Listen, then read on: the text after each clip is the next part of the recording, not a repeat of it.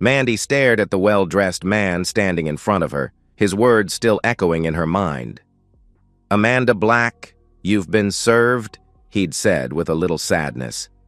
The people in the office had grown deathly quiet, and for a moment, Mandy thought time might have stood still. In her hand was the death warrant for her 5-year marriage. With a small sob, she slumped into a chair, clutching the paper. Slowly, the office began to come to life. The stares, the whispers, and all the disapproving looks started to build. Suddenly, Mandy heard her friend's soft voice beside her. "Mandy, come on," Kit said gently as she took her friend by the arm and stood her to her feet. "Let's get you into a conference room and out of this spotlight." The raven-haired 30-something woman guided her friend away from the gawking stares of their fellow office workers. Those who had witnessed the show noted how Mandy had gone from a loud, flirty, fun-loving blonde to a beaten woman in just minutes. A few saw the humor in the irony, others pity. Most already suspected the reason behind the divorce papers. "How?" "I don't understand," Mandy stammered. Things had just started changing for the better. She clutched herself as if her hug would give her more strength. Kit slid her arm around her, trying to comfort her friend. "I don't know, girl," Kit said gently. "Did Eric say anything? Any clue this was coming?" "Just the opposite," she managed to say between gasps. "It was like we were newlyweds again. I figured he was making up for all the wasted time he'd spent overseas." Kit flinched only slightly, but Mandy noticed it. Mandy replayed the last 4 months of her marriage in her mind. Since Eric came home from Afghanistan, their love life has been incredible. It was even better than after he had returned from Iraq 2.5 years ago. He had been so passionate and physical. "Oh, God," she thought to herself. "Most times I can barely walk afterward." She smiled sadly as she wiped a remaining tear from her eye. "It's been so hot and exciting. I mean, after I got back from that business trip last week." Mandy's smile warmed a little. "Oh my God, Kit. Eric just wore me out. We did it so much that I ended up begging him to stop." Mandy's smile disappeared when she looked at her friend's questioning face. "No, nothing happened when I was on that trip. I told you it was over," she retorted. Kit nodded but wasn't smiling. In a calm voice, she asked, "When was the last time Eric just held you or simply spent time kissing and touching you?" "Sweetheart, when was the last time he gently made love to you?" She sat there in a daze, looking questioningly at Kit. "What?" With a determined sigh, Kit looked at her friend for a moment before going on. "Mandy," she asked bluntly, "was he making love to you or just sleeping with you?" Mandy buried her face in her hands and sobbed deeply. But why? Why would he do that? She wondered, then suddenly froze. No, he couldn't know. Could he? Slowly raising her head, she had a look of horror on her face. "Oh God, Kit," she whispered. "He knows. Oh God, please no. Please no." Tears began to fill Kit's eyes as she held her weeping friend. She knew Eric pretty well, and if he really did know, then this would get ugly. Eric nodded as he listened in his cell. "Thank you, sir," he finally said upon hearing his wife had been served and that the packages containing the pictures and legal documents had been delivered. Hanging up, he turned his attention to his laptop. With a simple click, he started the process that would change his unfaithful wife's life forever. One she'll remember for the rest of her life, he thought to himself as he picked up his cell phone and dialed. "Hello, this is HR," said a sweet young voice. "How may I help you?" "Mr. Davis, please," Eric said coolly. "This is Eric Black." "Oh, Mr. Black," the girl said quickly. "Let me transfer you." A few seconds later, Eric was speaking to a man who most had never seen smile. The conversation was brief. Neither man raised his voice, but the hostility was not missed by either of them. As Eric ended the call, he let out a deep sigh. Looking at his phone, He saw on the call log that his wife had already called him 5 times. Not yet, he thought, trying to steady himself. Not yet. There was a brisk knock on the conference room door. As Kit opened it, she immediately recognized the 3 individuals standing in front of her. The first was a well-dressed elderly man named Simon Samuels, the vice president and head of their branch. Behind him stood the imposing presence of John Davis, director of human resources. Kit couldn't miss the fact that Mr. Davis's face was bright red, and she swore that she could see heat coming off his face. Behind the 2 of them stood Anna Prescott, the office manager, and Kit and Mandy's supervisor. "Ms. Garnett, we need to speak with Ms. Black," Mr. Samuels said, his face grim. "Thank you for your assistance, but please return to your desk." The 3 walked into the room, and Kit left behind them, gently closing the door. "Ms. Black, we have a problem," Mr. Samuels began. Mandy walked quickly out into the parking lot, trying not to stumble. She held tightly to the manila envelope that Mr. Davis had given her. Inside were pictures, horrible pictures of her and Sean Thompson, a business manager from the 3rd floor. Mr. Davis had briefly recapped his discussion with Eric. Eric was threatening to make public the fact that the company had not enforced their code of conduct policy.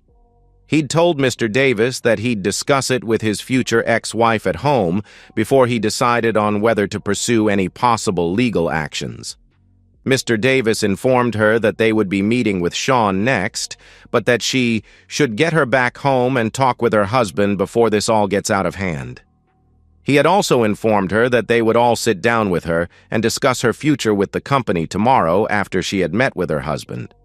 Mandy had a difficult time finding her car because she was still crying so hard. The bright sunlight glared off of the cars, making them a little more difficult to identify. However, her car should not have been that hard to find. The big black Hyundai Santa Fe was not easily hidden. Mandy crawled into it, remembering the fights that had led up to Eric finally agreeing to lease the car for her. He'd conceded just before he'd left for Afghanistan. She wiped her eyes, put on her sunglasses, and took off for home. A man in an old Chevy sedan parked close by picked up his cell. "Thanks, Bob," Eric said calmly. No, that's all. Please tell Ron that you guys did a great job and deserved the bonus. Thanks again. Goodbye." Looking down at his laptop, Eric sighed again. Just one more call, he thought to himself. Just one more, and there would be no turning back. But why would he even want to go back? All that was left was an unfaithful wife who tore his heart out and a shattered marriage that he would never be able to put back together again. Eric shook his head and took out a prepaid cell phone. This last call needed to be untraceable. He dialed quickly, then waited. First ring, second ring, the third ring, a soft click, and then silence. Eric sat, emotionless, as he stared at the video feed on his laptop. Finally, after several minutes, a tear ran down his cheek. Mandy pulled the big SUV out onto the interstate and groaned. She had hoped she would be able to avoid the rush-hour traffic. She hadn't. She pounded on the steering wheel. At this rate, she knew that her usual 30-minute commute would take over an hour. She thought about her marriage, about how unlikely she would be able to salvage any of it. Eric had found out about her affair. Before Iraq, he might have been able to forgive her, but not now. The pictures had been taken while he was away in Afghanistan. She sobbed, realizing what he must think. Even though the chances were remote, she had to try to save it simply because she still loved him. A funny way of showing it, though, huh? She chided herself. Cheating on him not once, but both times. He had gone overseas to serve his country. She shook her head quickly as if trying to push back the guilt and shame. But the tears began flowing again. Trust was not something that came easily to Eric. His childhood had been a hard one. His father had run out on him and his mother when he was little, and his mother was an alcoholic. In the 5 years they'd been married, Mandy had only seen his mother twice. Once at their wedding and once when their son was born, it had taken him years to trust Mandy. When they had met in college, she'd known he was a soldier. She thought she had accepted that. He'd already served 2 active years and was well on the way to receiving his engineering degree. They had dated a year before Eric asked her to marry him. She could still hear her father's reaction. "No, Mandy, this has nothing to do with Eric," her father had said. "I think he'll make a great husband. It's more about you. I don't know that you'll make a good military wife. Now don't get mad, honey, but it's damn hard to be a good husband or wife when your spouse leaves for a year." Mike Lomax, Mandy's father, had served in the Navy for 4 years when Mandy was little. She still remembered the fights her parents had gotten into during that time. She'd always known that he and her mom had had a rough time of it, and that he didn't want that for his little girl. "You were right, Daddy," Mandy sniffed as she shook her head. "You were so right. I made a terrible soldier's wife. They had bought a very nice starter home and Eric had settled into a nice engineering position. Life looked so very promising, and then Uncle Sam called.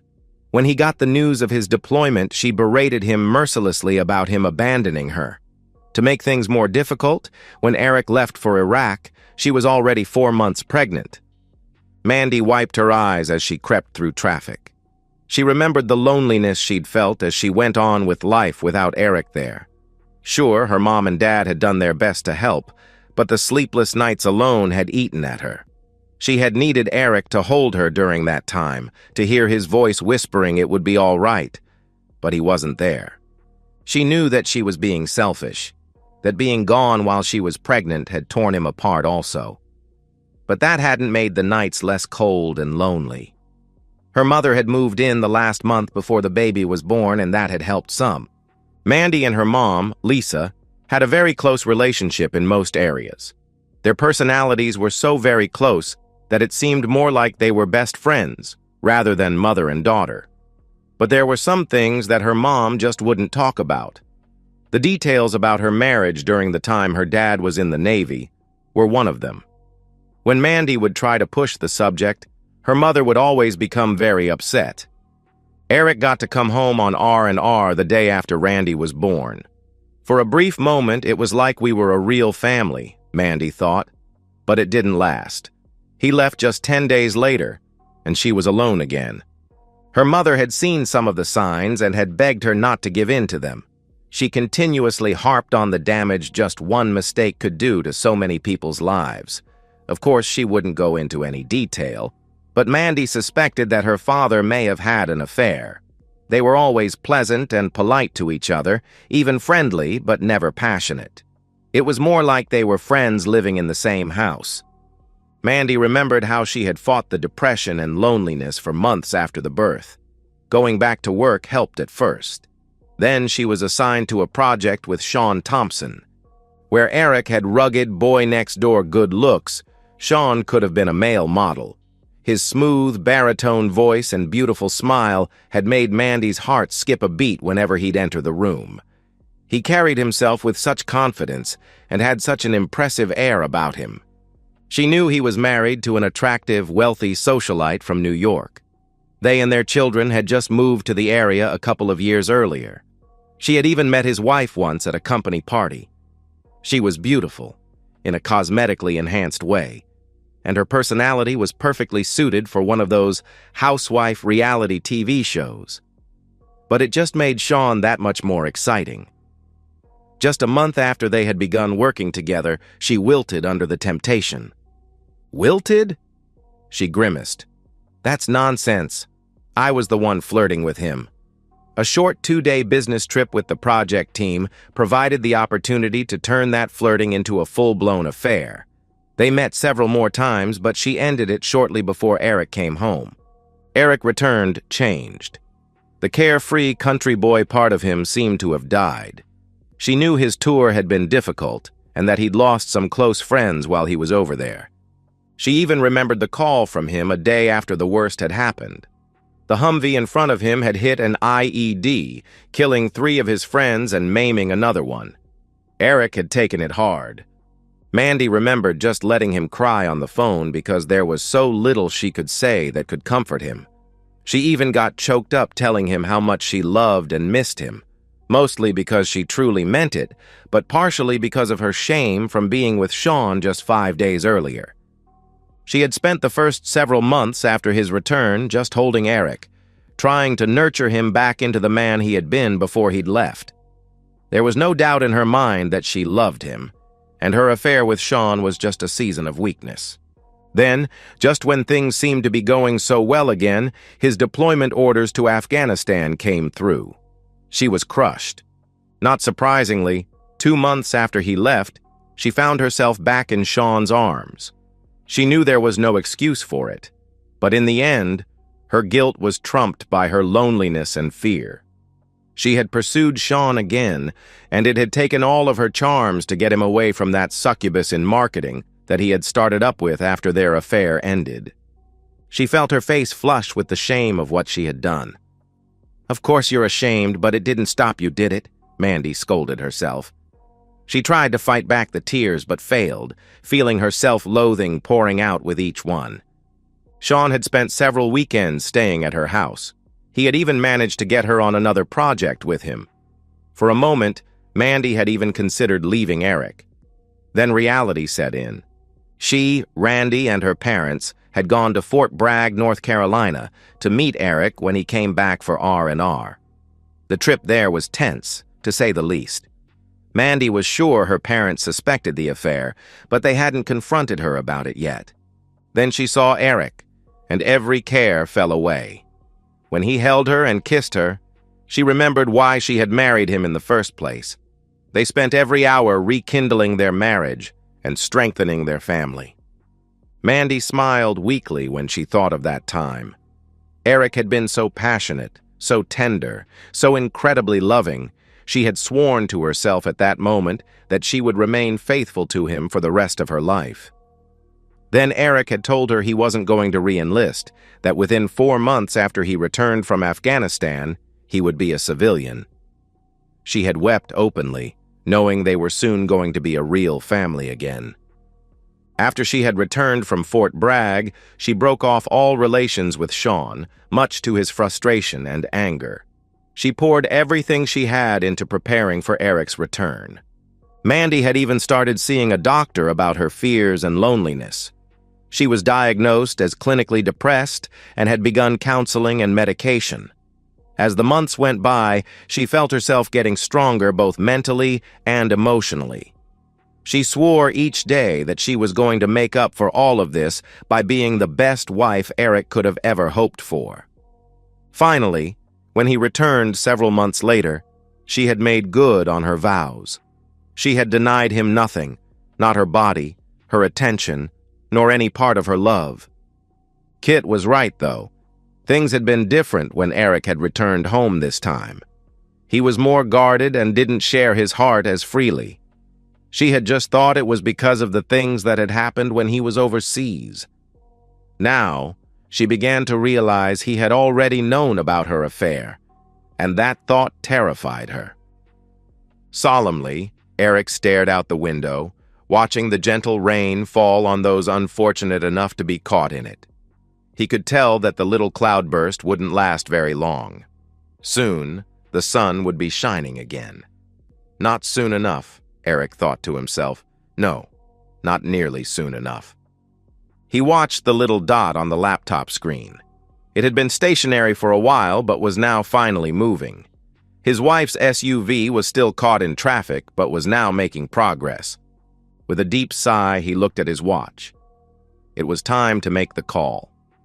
Depending on what was said, this could be the last time he spoke with the woman he had deeply loved for the last 6 years of his life. Mandy almost jerked the steering wheel when her cell phone rang.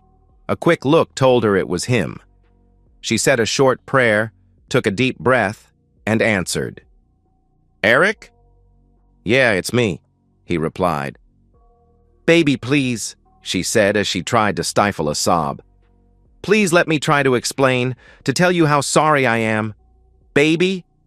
Eric?" There was only silence. "Sweetheart?" she said. "Are you still there?" "Yeah, for the moment," he replied curtly. "Honey?" Where are you? Are you at home with Randy?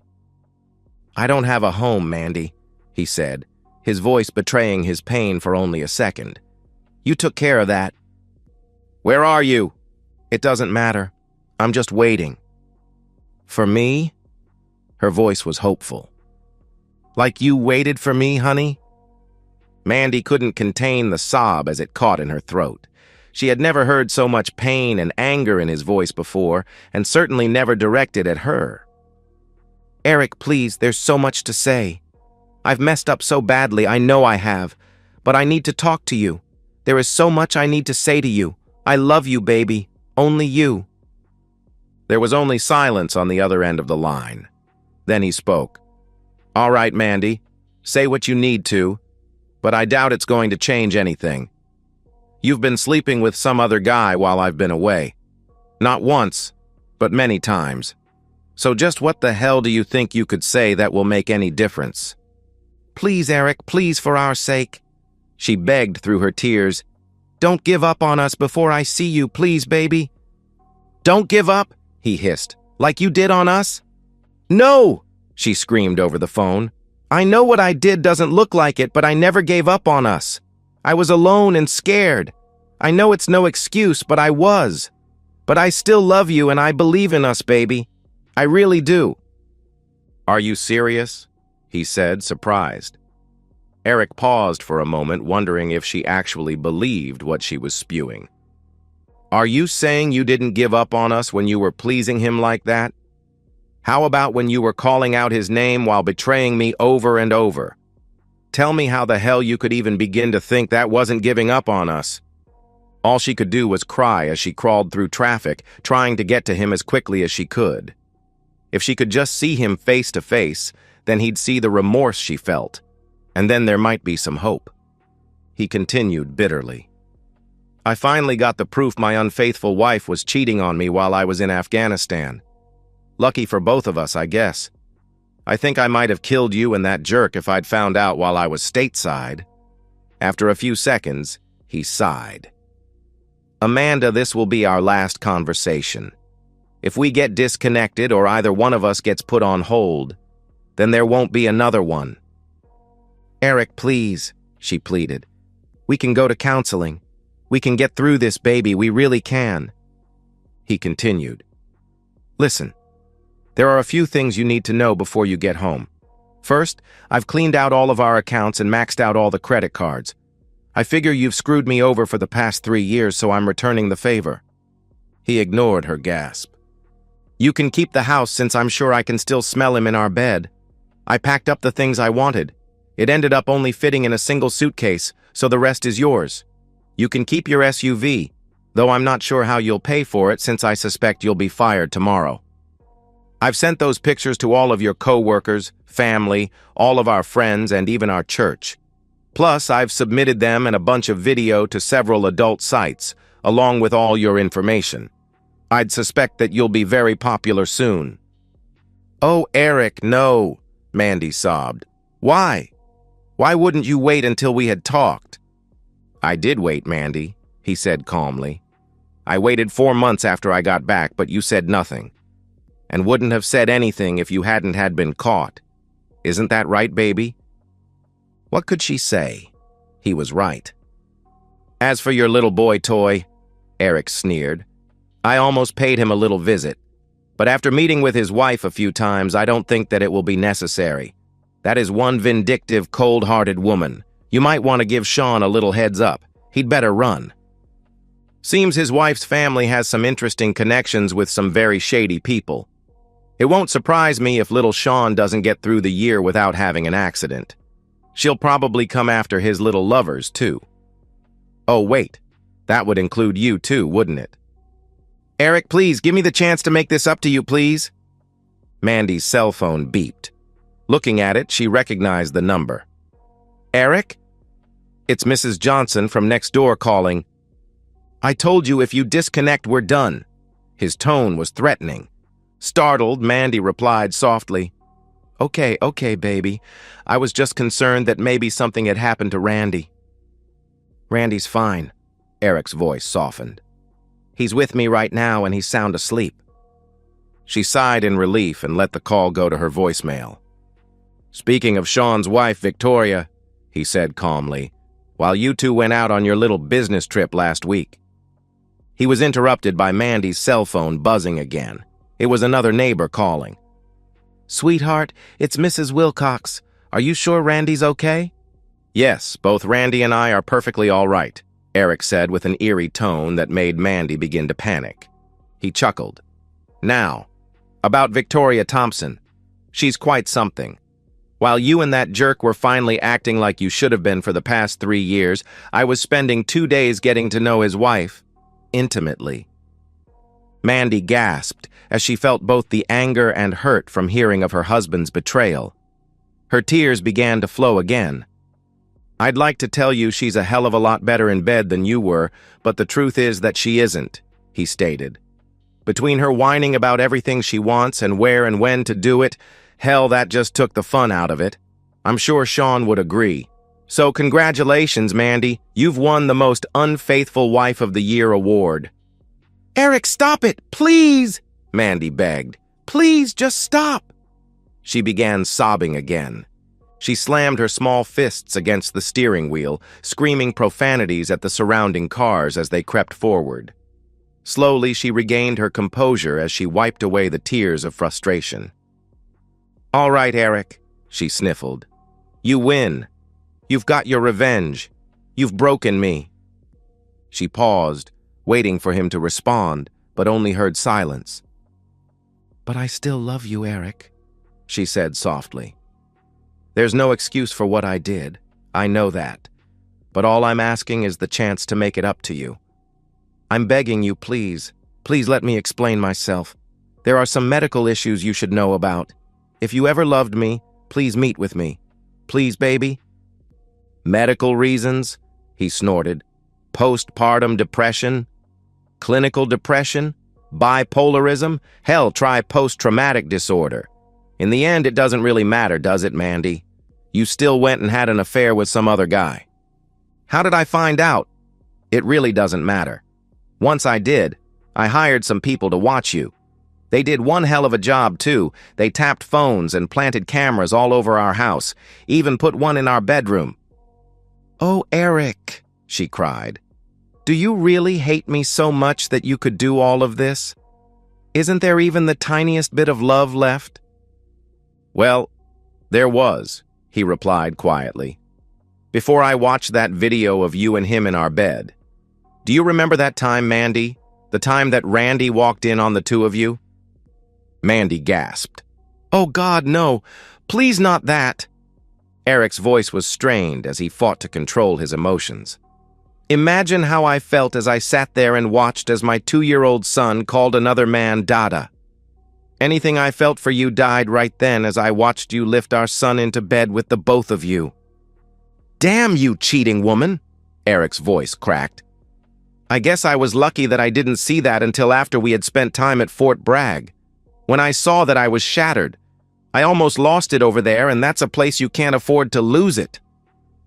Eric looked down at his laptop and saw that Mandy was almost home.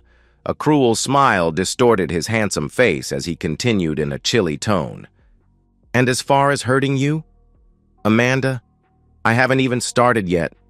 I've still got a few." He heard Mandy gasp. "Oh my God," she whispered. "Surprises left," he finished. Mandy pulled her SUV over to the side of the road and watched in horror as flames engulfed what had once been their home. "Like I said, Amanda, the house and everything left inside it is yours." Mandy began to shake, still not believing her eyes. "Damn it, Eric! What did you do?" "That's a rhetorical question, isn't it?" Eric said with a smirk. "I was trained to build things in combat conditions, Mandy. Wouldn't it make sense? I might know a thing or two about destroying those things, too." "Where's Randy?" she yelled. "Damn it, Eric! Where the hell is my son?" "Our son is sitting about 3 feet from me asleep in his car seat. So tell me," he said tauntingly, "can you read the message I left on our front yard?" "What?" she stammered. "What message? Oh my God." Eric chuckled. "I wasn't sure people would be able to read it from ground level. But the news helicopters, they should enjoy the words cheating woman burned into the front lawn. I wouldn't count on a lot of sympathy from the neighbors, he continued. I had those pictures posted around the neighborhood and paid some teenage boys to distribute extra copies up and down the block. He stopped for a few seconds and listened to his wife weep. Mandy, you might want to consider, Eric said bitterly, where you're going to sleep tonight and in the near future. I guess you could sleep in your SUV until they come and repo it. Or maybe, no, I doubt Sean will be able to help you. I'm sure Victoria is flaying him alive by now. I guess that just leaves your parents. He chuckled. I wonder how your dad will feel about having two cheating women living under his roof. What? Mandy whimpered through her sobs. Damn, Mandy, how stupid are you really? You always told me that you thought your dad had cheated on your mother when he was in the Navy. Hell, it was your mother who cheated on him. Mom? She said, her voice shaking. Eric laughed cruelly. Oh, hell yeah. He told me a little about it after I came home from Iraq. Now, why do you think he'd do that, Mandy?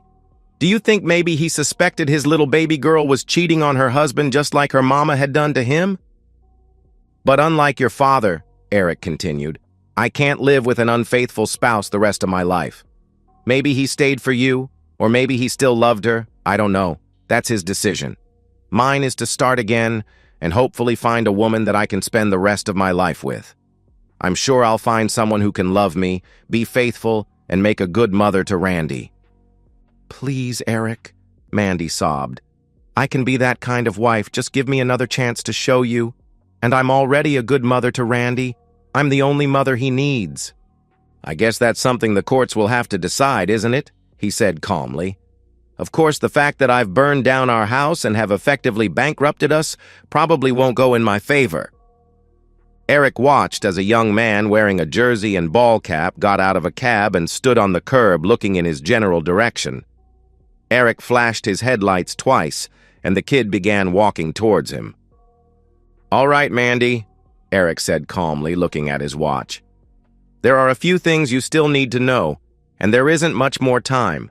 So listen very carefully. First, your bosses shouldn't get too excited by my threats. However, Victoria is filing a similar lawsuit and will probably win. I think the courts will really like her and all the evidence that I've given her. As for me, Eric cleared his throat. Well, I don't like my chances in court, so I've accepted a job overseas. I think Randy and I will like it pretty well. No! Mandy screamed into the phone. You can't take my baby. Actually, he's my son and I can. No, Eric, please, she begged. He's my son too. Amanda, he said calmly. He won't even remember you after a few years. I don't remember my dad. But don't worry. I'll send pictures of him to you at Christmas, and we'll even call on Mother's Day and his birthday. Since we won't know where you'll be, we'll just call your parents. Mandy wept bitterly as she realized the hopelessness of her situation. Eric sat for a moment, concerned and somewhat disturbed by his own actions. He knew he had no intentions of sending any pictures or calling her ever again. The thought of her waiting desperately for calls that would never come and reliving this revenge for years to come was crueler than he had previously thought himself capable of. Goodbye, he said coldly. I hope you rot in hell. He wiped a tear from his cheek, listening to her hysterical screaming, begging for her son as he hung up. Captain Black? The kid in the jersey asked, standing in front of him. Not anymore, Eric smiled weakly. I'm just Eric Black. Well, at least for a little bit longer. The young man grinned and handed him the manila envelope that contained account numbers and passwords to the offshore bank accounts that his funds had been deposited in, minus, of course, certain fees. Here are the passports, picture IDs, and airline tickets for Marcus Gray and his son, Michael Gray, the teen said, smiling. Eric smiled a little more and began placing his old IDs and the 2 SIM cards from the cell phones into a small metal bucket.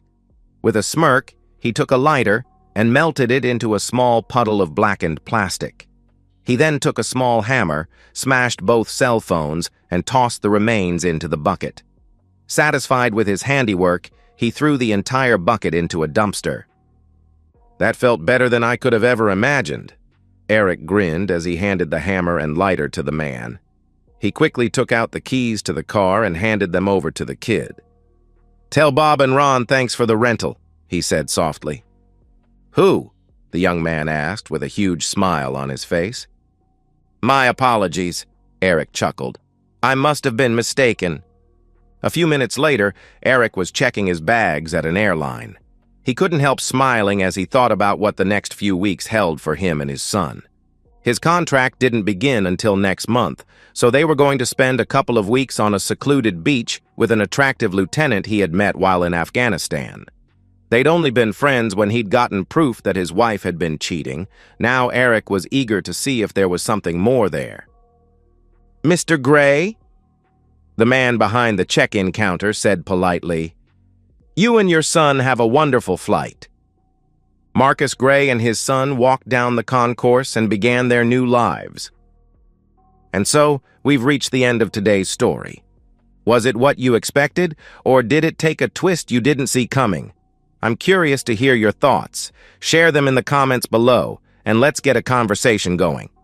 If this story kept you hooked, make sure to hit that like button. And if you're new here or just haven't subscribed yet, now's the perfect time to join our community. I bring you fresh, captivating stories every day, so click that subscribe button and turn on notifications so you never miss out. Thanks for watching, and I'll see you in the next one.